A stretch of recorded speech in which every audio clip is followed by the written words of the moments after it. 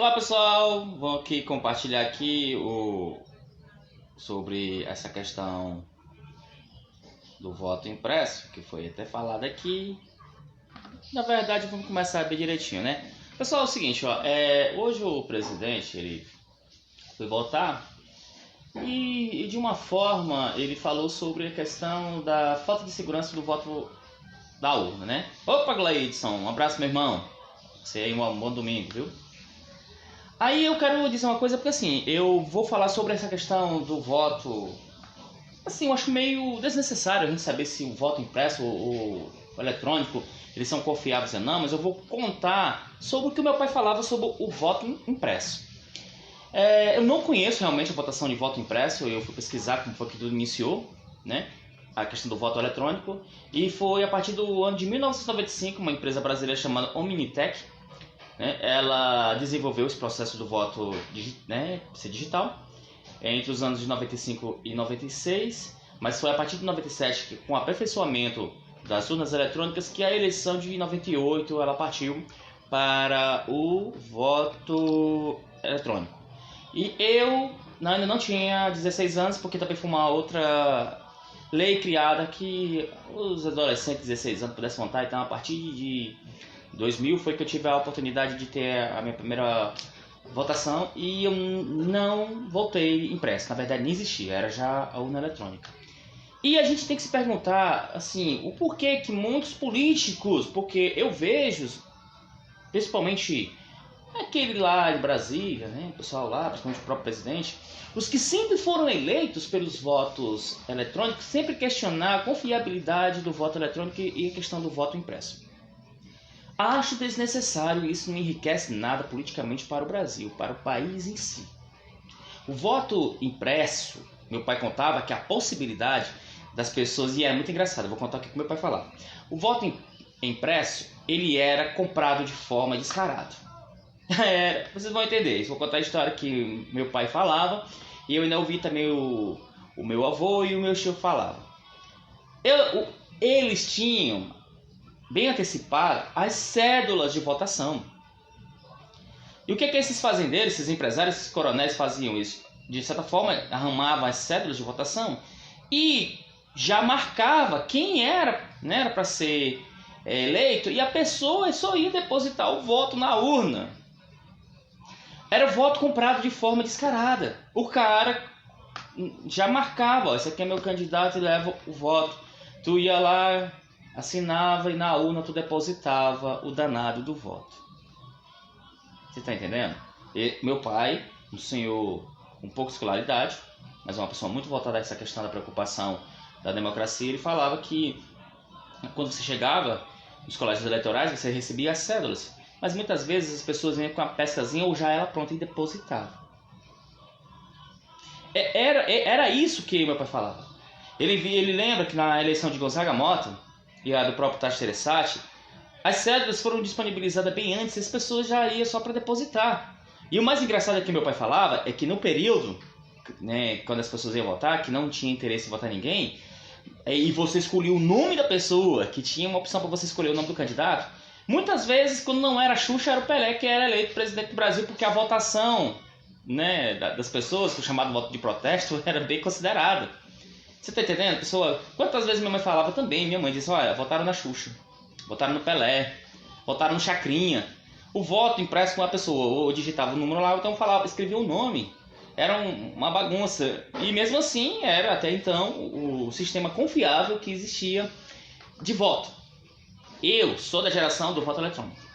E se isso realmente é algo que não gera confiança, por que Bolsonaro sempre foi eleito inúmeras vezes como deputado federal pelo voto eletrônico?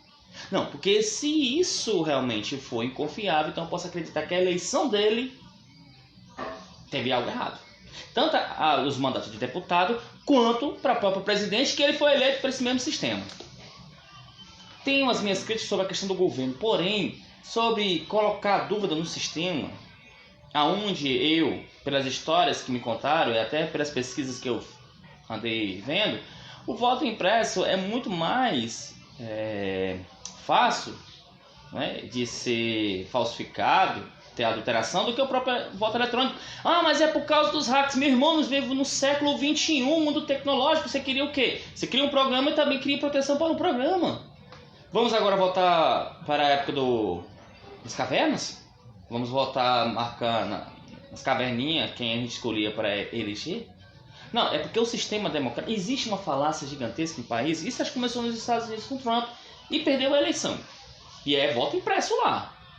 É voto impresso. Ele está dizendo que foi fraudado. Você está entendendo? O Trump acusou os americanos, a democracia americana.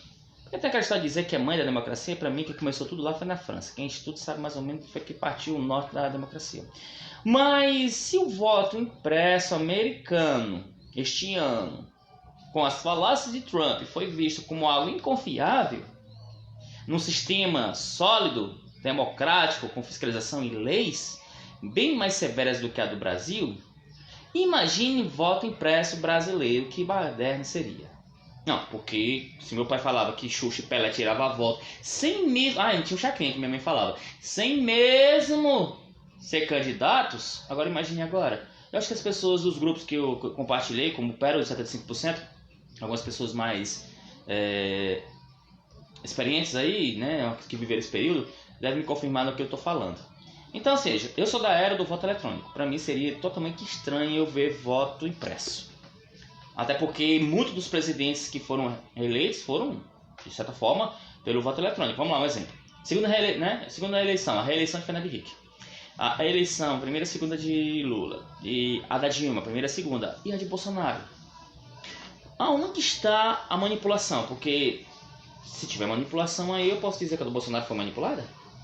Eu vou colocá-lo como um suspeito, no qual ele não poderia realmente estar exercendo como presidente? Ou seus mandatos de deputado federal, eu posso colocar em xeque também?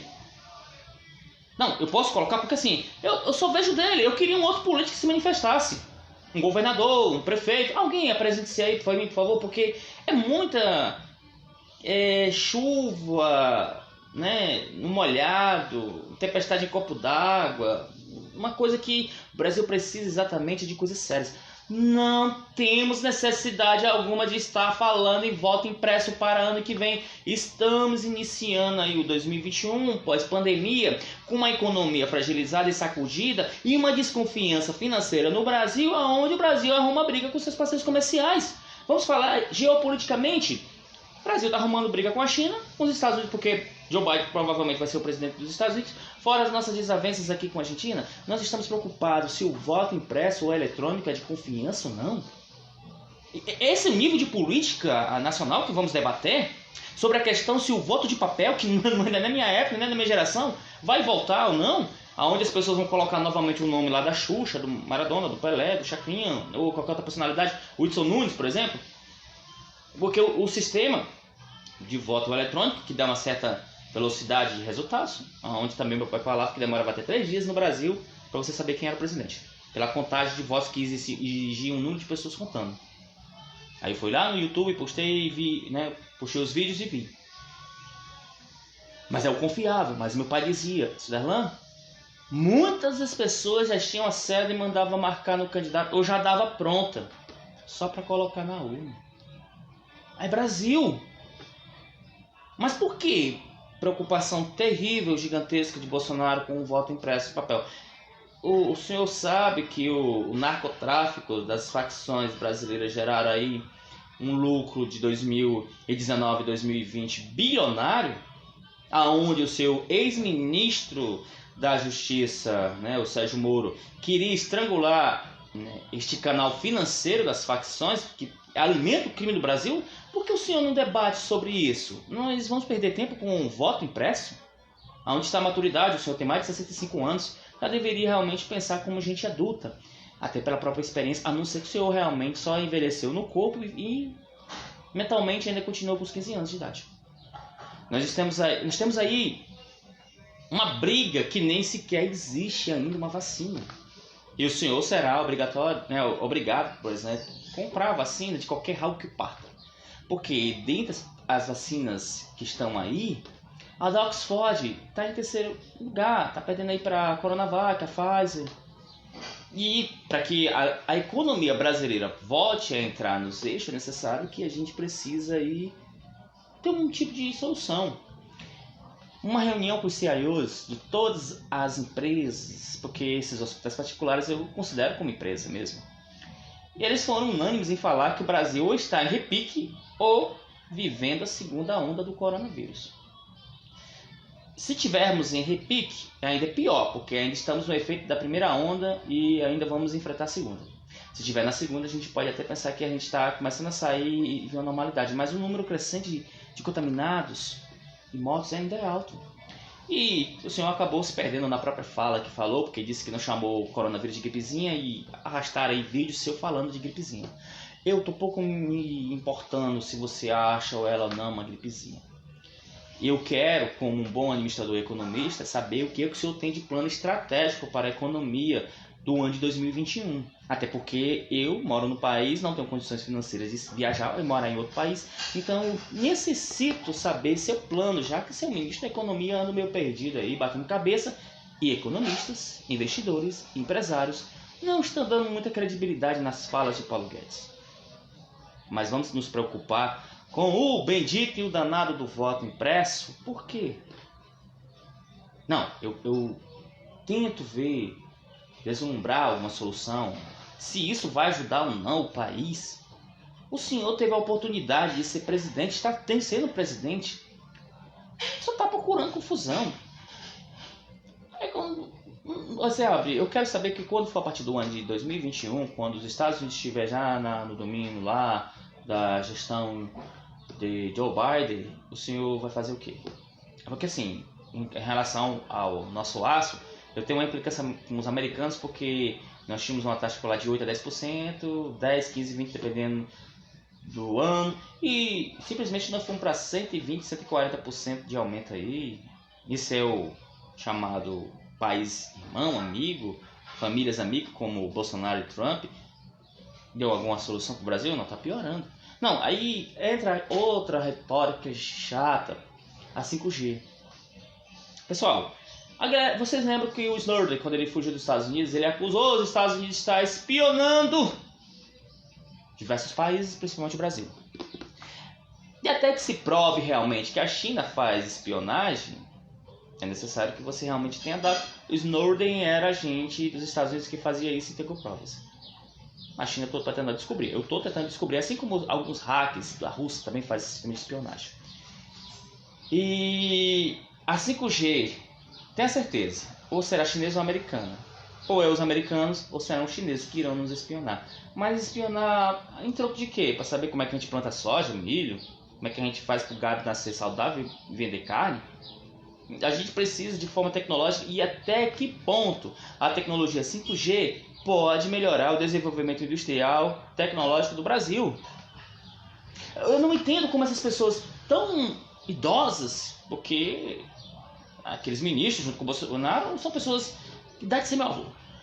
Pensam tão pequeno e eu vou me preocupar com a porra do voto impresso, porque eu não confio no voto eletrônico.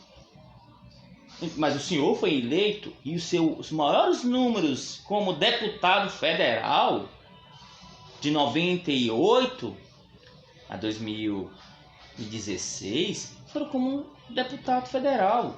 O mesmo tipo de voto que lhe concedeu a oportunidade de ser um péssimo deputado federal foi o mesmo que lhe concedeu a infelicidade de ser presidente. E aí não confia? Por quê?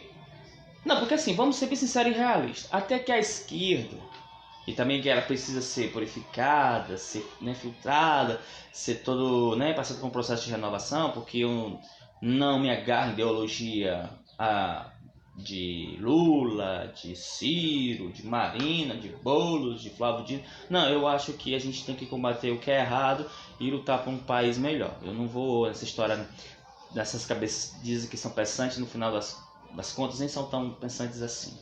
Mas até que se tenha um nome de peso para que seja realmente aí concorrente direto de Bolsonaro, o senhor vem em 2022, Bolsonaro, forte.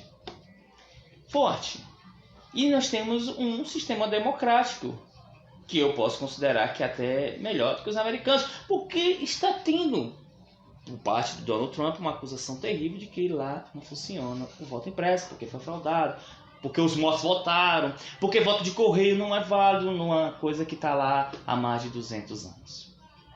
O nosso voto eletrônico, ele elegeu tantas pessoas boas quanto as pessoas ruins. Na verdade, mais ruins do que boas. Tanto prefeitos, governadores, senadores, deputados, vereadores e o próprio presidente. O senhor foi eleito por um voto eletrônico.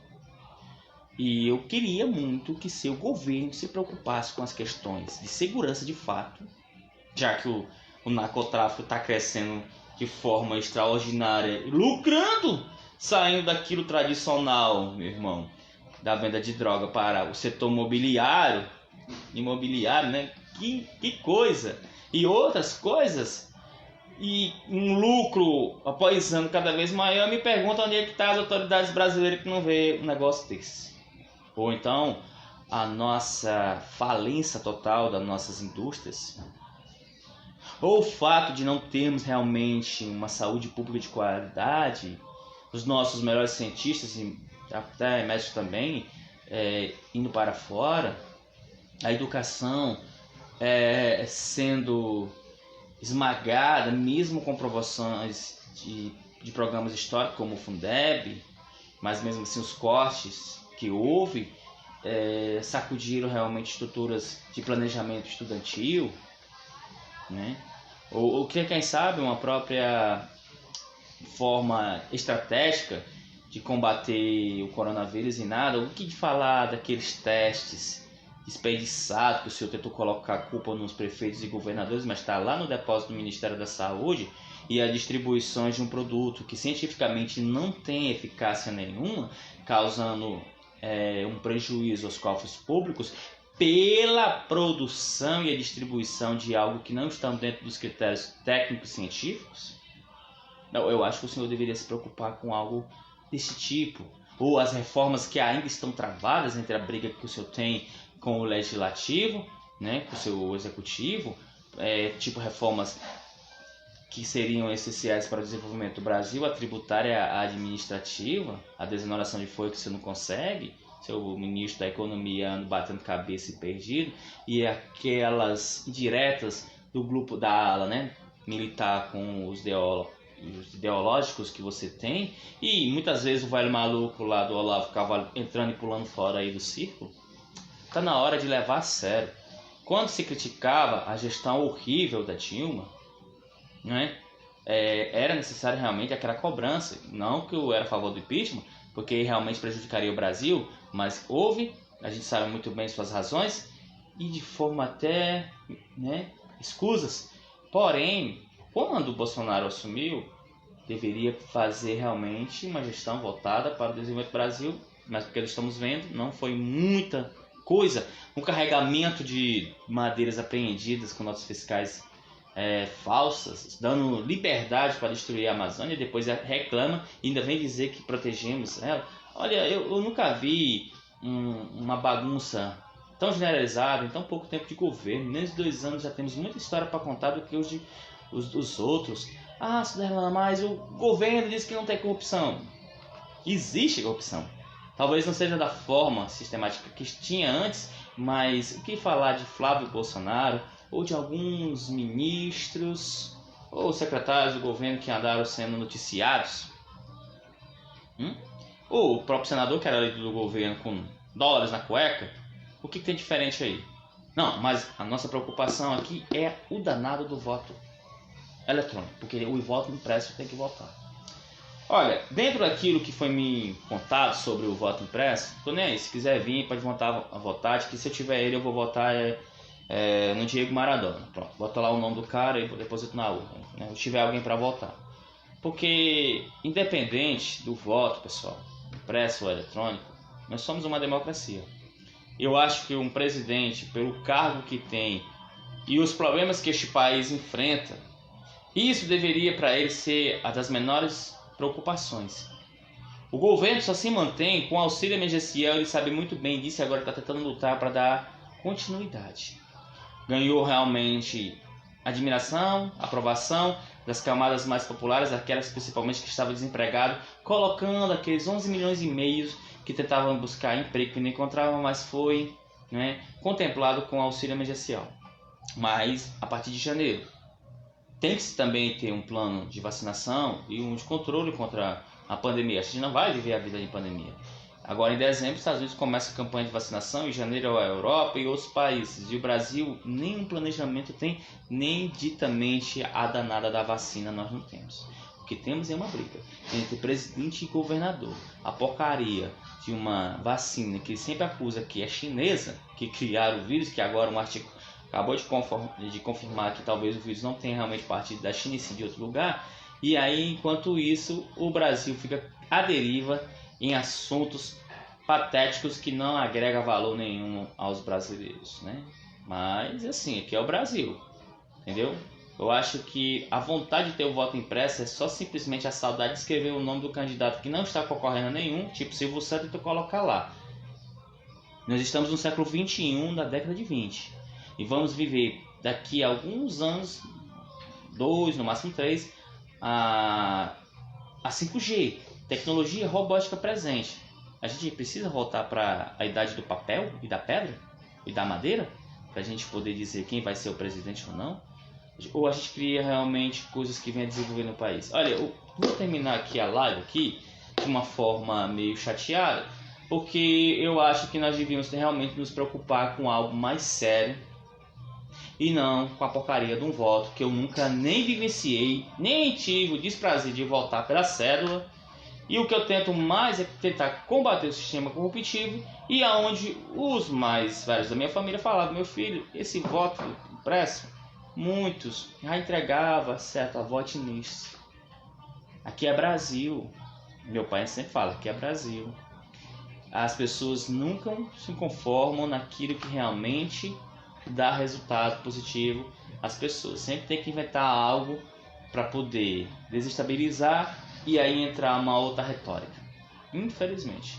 Então, senhor presidente, já que o senhor votou no seu candidato, faça o seguinte: vá em casa, converse com sua equipe, veja o que o senhor pode fazer para melhorar o país daqui a os 2 anos que lhe resta, né? Tenta ser um pouco mais sério, veja essa questão aí que nós estamos passando aí, que é a questão dessa porcaria desse vírus, porque eu vou dizer uma coisa, eu tô chateado com esse danado desse vírus mesmo.